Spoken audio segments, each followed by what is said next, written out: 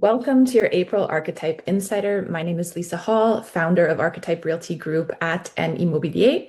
Let's dive into what happened in the Montreal market for Q1 of 2026. Needless to say, it's been a very eventful first quarter of the year. The most important thing I think for people to understand is that the global statistics don't alone tell the story. In Montreal, currently, we're dealing with very segmented markets. So, different property types in different areas, in different price points, are experiencing very different levels of performance and seller's market versus buyer's market in different segments. So it's very, very important to consult with a professional when it comes to a property type that you may be interested in either selling or acquiring in order to understand exactly what is happening in that segment of the market for that property type.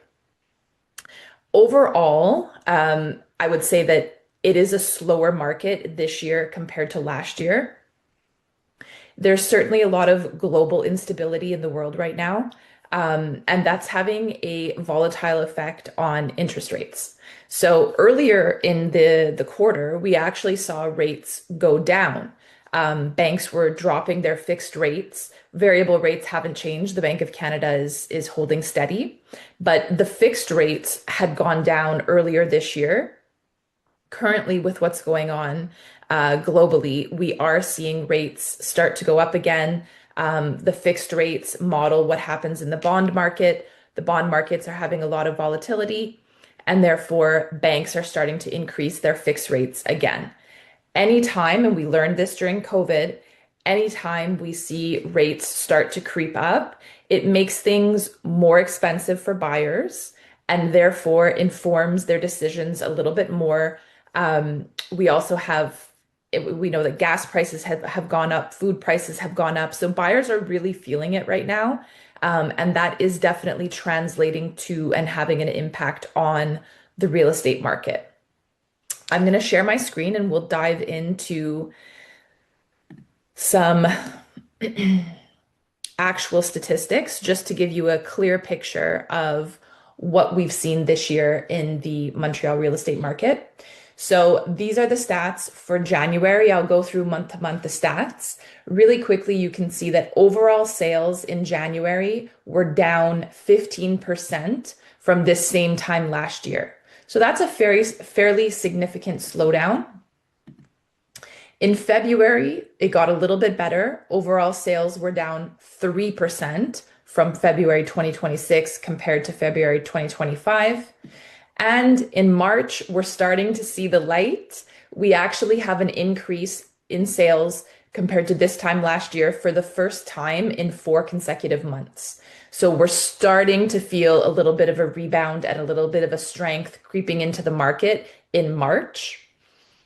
Going back to February, you can see that sales were down in all categories except for plexes.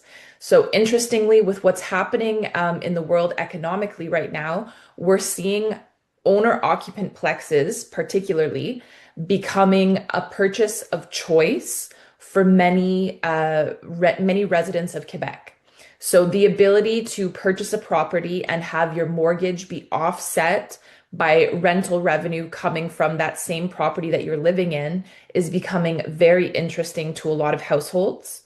There was a study that was released earlier this year that looked at affordability, and plexes, despite being higher price point properties, are actually more affordable for the average homeowner when we consider the rental offset to their mortgage. So that is why even in a month where we had a decrease of 15% in sales year over year, with a huge decrease in single family homes, huge decrease in the sales of condos, plexes remain strong with an increase in sales of 7% compared to this time last year. So that's very interesting, and that's a reflection of what's going on economically right now. In the single family home category, it is segmented. So looking and saying that sales are down 17% doesn't tell the whole story. And in March, single family home sales are up 2%. So we're seeing that little uptick. But essentially, what's happening in the single family home category is that it's very segmented in terms of price. So entry level homes in any neighborhood. And keep in mind that entry level can be a different price point for different neighborhoods. Entry level on the South Shore, for example, might be around the $500,000 to $600,000 range. Entry level in Westmount, for example, will be over $1 million. So I'm not talking about price point. I'm talking about entry level product is selling very, very strong. So with entry level homes in any neighborhood, if they're well priced, well presented, we're seeing multiple offers and we're seeing sales over asking. We're seeing properties that are selling within a weekend with very high demand and multiple offers. Homes that are at higher price points for that neighborhood and also homes that need a lot of work are sitting on the market for quite some time. And again, this is related to buyers' pockets and their ability to handle large renovation projects or their ability to extend in their budget. So the single family home market is very segmented depending on the type of product that you're looking at, where the price point falls in terms of entry level or established inventory for a specific neighborhood. Condos. Condos is a bit of a different story. We are having a very, very challenging condo market at the moment. The condo market is extremely saturated, and we are seeing a huge impact of recent laws that came into place. Law 16 in particular, where buildings have to have a contingency fund study. Buildings have to start making sure that their contingency fund is in line with what the contingency fund study is recommending. They need to have an auto insurance fund with enough money to cover the minimum deductible for their insurance policy. So there's a lot of changes that have happened as a result of this legislation in terms of condo management, and what that's translated into has been an increase in condo fees. So we've seen actually in Quebec from 2020 to 2025, condo fees have increased by about 50%, which is obviously enormous. And again, that is having a major impact on buyers' pockets when they're looking at purchasing a condo and they're considering their monthly costs. If condo fees have gone up by 50%, that is inherently reducing the buying power of many buyers when looking at condos. We're also seeing lots of special assessments in order to catch up financially. And special assessments are certainly cooling buyers off because they don't want to purchase something and not have control over large special assessments that might come across the table. So the condo market is quite challenging at the moment. Condos are sitting on the market for quite some time. Specifically in the downtown core, we are seeing sellers now having to list their properties at a significant loss compared to what they paid in, let's say, 2021, 2022, when the market was at its height. So the condo market is one of those markets that is really lagging in terms of sales. It is a challenging market. If you're a buyer, it presents an opportunity at the moment. There's very, very high inventory. You can get deals. You can negotiate significantly under the asking price. However, you do have to be informed and aware as a buyer. Make sure that you do your due diligence in terms of the building financials to know what you're getting into in terms of a financial investment. Plexes, as we've already touched on, have remained strong throughout the quarter. So in January, sales were up 7%. In February, they were up 1%. And in March, they were up 2%. So they've continued to be above the sale level for the same time last year. Additionally, we see prices for plexes. Median prices up 8% in January, up 8% in February, and up 6% in March. So the increase in value as a result of the demand has remained strong.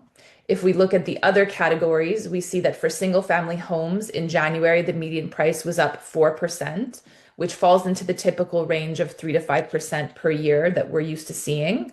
In February, we had a little spike at 7%, and in March, we are steady at 7%. So the single family home market is performing decently well in terms of appreciation. When we look at condos, in January, median prices were only up 2%, so it's quite stable.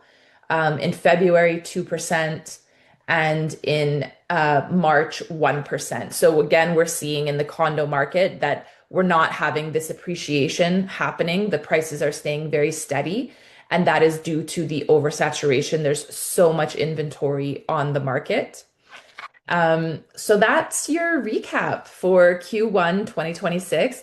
The biggest takeaway that I have in terms of the work that we've done with clients is that due to the segmentation of the market, it's so important to be working with a professional and to make sure that you are informed as to what is happening in the particular segment of the market that you are looking to either sell or purchase in. Pricing strategy when it comes to selling is very, very, very important in a market like this. And as a buyer, being aware of what's going on in the segment of where you're purchasing is important. For example, if you're a buyer looking for an entry-level single-family home within a specific neighborhood, you need to be aware that you're most likely going to be in multiple offers every single time, and you're most likely going to need to be offering over the asking price every single time. This is completely different to a buyer who may be searching for a downtown condo, where you have the ability to negotiate quite a margin under the asking price, unless something, of course, is extremely competitively priced. There's a lot more room for negotiation. Things are taking a lot longer to sell. So those two buyers, both shopping for properties in the Montreal and surrounding areas, are living completely different buying experiences. And so they need to be prepped to understand what type of experience they will be living, and how they need to be ready to behave within that context. So that's the recap for Q1 2026. We are always here for you as a resource. If you have any questions at all related to buying, selling, the value of your property, please don't hesitate to reach out to us. It's our absolute pleasure to answer all of your questions and help you achieve your goals. Thank you for your trust. We appreciate it, and we don't take the privilege lightly.